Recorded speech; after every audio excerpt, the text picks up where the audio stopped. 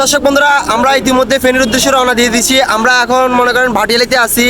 তো আমরা খুব শীঘ্রই বন্যার্থদের মানুষের পাশে দাঁড়াতে চেষ্টা করবো এবং আমরা তাদের মাঝে ত্রাণ বিতরণ করবো। এই যে দেখছেন ত্রাণ, এবং আমরা লাইফ জ্যাকেটের জন্য আর আমাদের ইউনিফর্মের জন্য দাঁড়াইছি।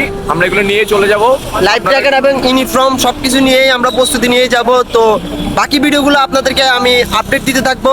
আর আপনারা দেখছেন ইতিমধ্যে অনেক মানুষ কিন্তু বন্যার্থদের মানুষের পাশে দাঁড়াচ্ছে, ত্রাণ নিয়ে যাচ্ছে। তো আপনারা সবাই আমার পেজটিতে ফলো দিয়ে আপডেট পেতে আমার পেজটি ফলো দিয়ে রাখবেন।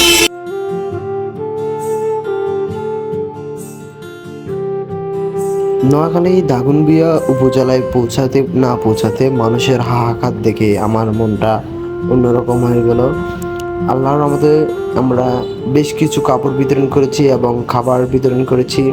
এখানকার মানুষ কাপড় নিয়ে এবং খাবার নিয়ে অনেকটা হাহাকার, যার কারণে হচ্ছে যে মানুষ এখানে খাবার পাচ্ছে না এবং কাপড় পাচ্ছে না। তো আমরা যতটুকু সামর্থ্য অনুযায়ী আমরা এক একজনকে দিয়েছি, কাপড় দিয়েছি, খাবার দিয়েছি। আর এখানে অনেক মানুষ পানিবন্দী, মানে কি বলবো যে মানুষ, আমি নিজের ভাষা হারিয়ে ফেলেছি দেখার পর।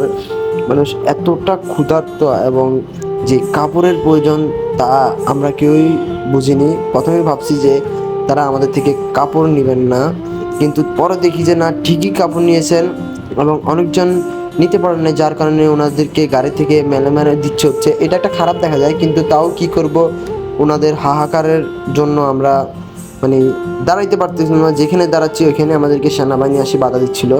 তো আমরা না পারতে কাপড় দিয়ে গেছিলাম। তো অনেকজন যারা পাচ্ছে না ওনারা দূরে আসছিল, এই জন্য কাপড় ওনাদেরকে দিচ্ছিলাম। আর আল্লাহর অশেষ রহমতে আমরা সবাই কাপড় বিতরণ করতে পেরেছি এবং খাবার বিতরণ করেছি। খুবই ধন্যবাদ জানাই আমাদের উপদেষ্টা মণ্ডলী এবং আমাদের সাথে যারা সহযোগিতা করেছিলেন তাদের সবাইকে ধন্যবাদ জানাই।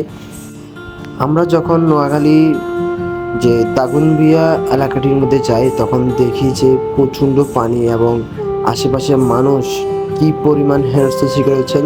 বিশেষ করে গ্রামের মধ্যে কেউ নেই, সবাই হচ্ছে আপনার আশ্রয় কেন্দ্রে বলেন ওইখানে গিয়েছিল। আর এখানে দেখতে পাচ্ছেন অনেক পানি, যা আমাদের সহকর্মী এবং টিম মেম্বারের যে দলবদ্ধতা আছে তারা ভিতরে গিয়েছিলেন, কিন্তু আমরা যাইনি। আমরা রাস্তা থেকেই কাপড় বিতরণ করছিলাম। আমাদের দুইটি গাড়ি ছিল, প্রথম গাড়িতে খাবার বিতরণ হচ্ছিল আর আমরা কাপড় দিয়েছিলাম।